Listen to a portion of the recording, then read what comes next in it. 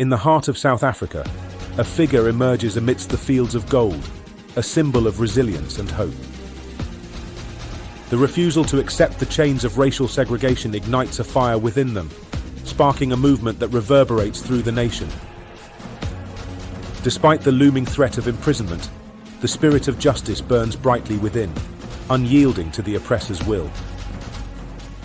In the shadows of adversity, a community stands tall, offering a shield of solidarity to the one who dares to challenge the status quo.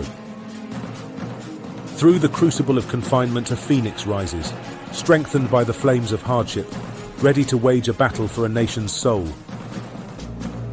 The winds of opposition howl, seeking to extinguish the flame of progress, but the resolve of the undaunted remains unshaken.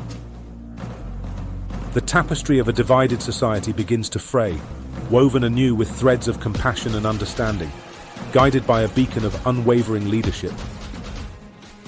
From prisoner to president, a transformation unfolds, embodying the triumph of the human spirit over the shackles of oppression.